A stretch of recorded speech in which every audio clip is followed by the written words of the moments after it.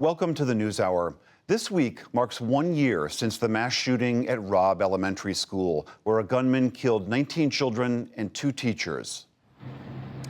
William, here in Uvalde, it's a community still very much trying to make sense of exactly what happened a year ago. Family members who lost loved ones have been pushing for accountability and more action from their elected officials. Most folks here say that they just don't have answers to their questions. Amna, you were there a year ago reporting on this massacre. What is it like now, a year later, as they're approaching this anniversary?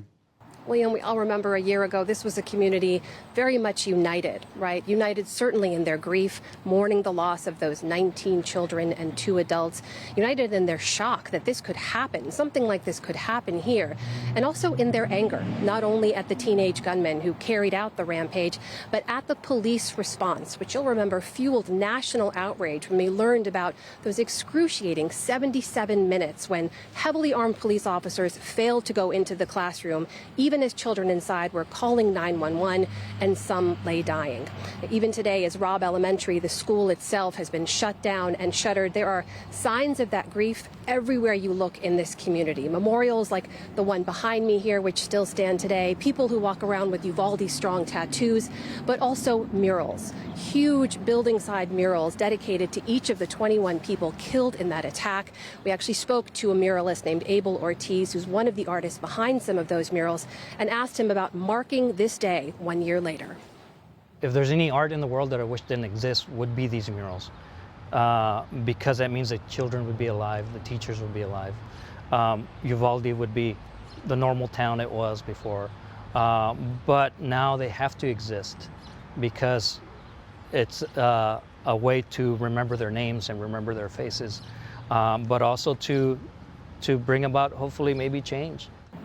We also spoke to Tammy Sinclair. She's an archivist at Uvalde's library, where they have been receiving and are now keeping some 10,000 different pieces of memorabilia and gifts and letters that poured into this community over the last year. She read us just a portion of one of those letters they received from North Carolina. Take a listen. Know you are loved and supported during this challenging time. Know you are loved, rest in peace, dream your sweet dreams until your soul is released. William, it's fair to say 1 year later, this is a community that has been forever changed by the events. Amna, as you mentioned earlier, there have been attempts at accountability. Where do those efforts stand? You know, we've heard this from a number of families here who remain very frustrated by what they say is a lack of transparency and information from their elected officials and police officials in particular. They told us many times they hear about developments through the news media or through social media itself.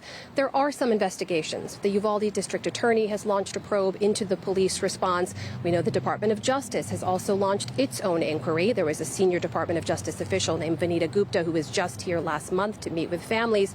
But so far, no criminal charges have been filed, and families say they want more accountability.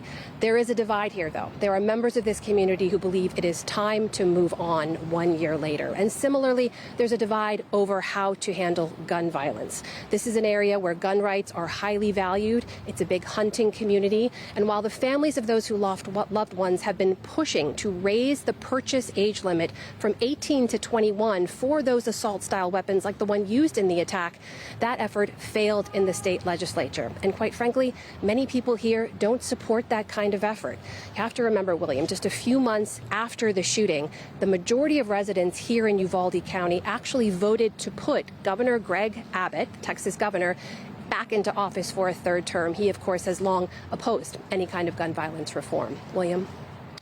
Tomorrow, as you well know, is the actual anniversary. What is your understanding of how the city is going to commemorate that day?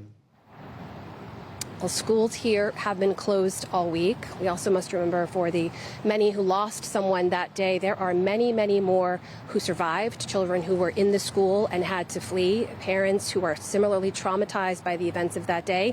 Many families we talked to said they were going to leave town this week because they didn't want to be here for this anniversary.